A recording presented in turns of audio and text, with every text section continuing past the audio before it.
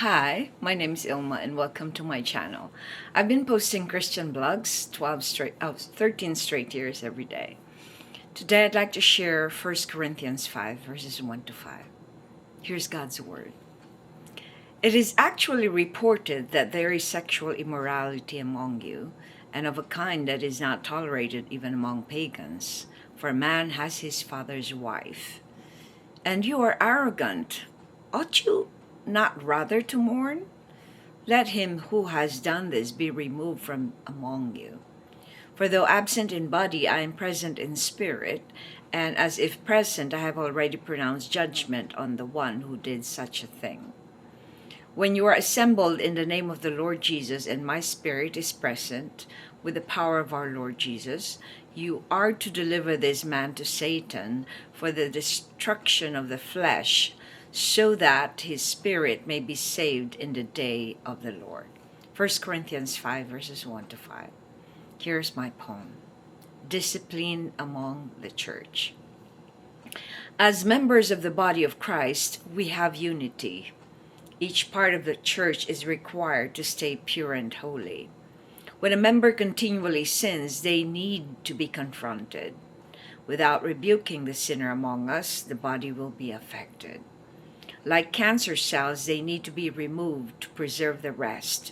We need to address the compromised act so they can be saved. Here's my commentary. In this letter, Paul confronts the sexual sin of someone in the Corinthian church that is so blatantly minimized by the rest of the church. The person who is talked about here had sexual affairs with his father's wife. I'm assuming it is not his own mother, but probably a stepmother.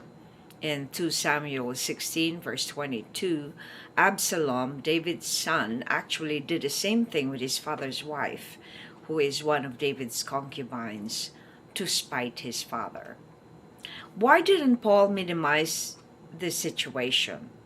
He is disciplining the believer because it defiles the law of God not to covet another man's wife. Paul explains in the next chapter that sexual sin is a sin against a person's own body. So when a person acts on their own fleshly desire to satisfy their sexual cravings, they are defiling their whole physical well-being. It was important to cut off this man from the church because it will create a demoralizing effect on the rest of the body. When we have cancer cells, we deal with it so it doesn't spread and contaminate the whole body. This is the same concept. Reflection. Do you think Paul was punitive or loving when he said verse 5? Why or why not? So I'll repeat verse 5. It says, you are to deliver this man to Satan for the destruction of the flesh, so that his spirit may be saved in the day of the Lord. Sounds very harsh. It sounds, if you don't know God, if you don't know the laws of God, then it will sound like he's a punitive person. But I would say that he is more a loving person, because he is a Christian. He knows the truth. He knows what is right and what is wrong. He knows God hates sin. So Paul is trying to put some sense into this man, because whenever you are sinning, you don't have sense. You don't know, well, you know what is right and what is wrong, but you're following your flesh, you're following your cravings, you're not following the Spirit. The Spirit tells you what is right and what is wrong. And when you are a believer, you have the Spirit of God. You have the Word of God that will tell you if you're doing right or wrong, and it will lead you to do what is right. So what Paul is doing here is that this man is being blinded by his desires. And so when he says, I will deliver this man to Satan, he meant get him out of the church and bring him to the world where his flesh belongs. So when he's in the world, he will be able to recognize that what he's doing, like sometimes it takes us to hit the bottom, for us to recognize the goodness of God, for us to recognize that God gives us laws so that we will be protected from evil.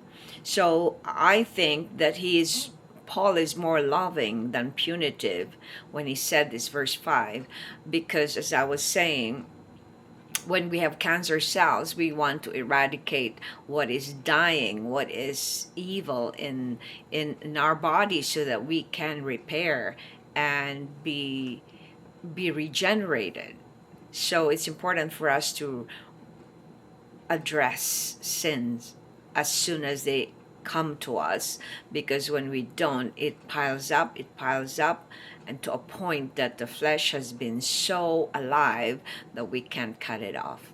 Thanks for watching. I hope you check my website at ilmaarts.com for artworks, photographs, and a copy of this blog. Please subscribe to my channel on YouTube so I can make more videos, give you the word of God. And if you haven't already, check over 4,000 videos I've done over the years. I've been doing this daily. Just type on YouTube or Google search Ilma's Palm Devotional.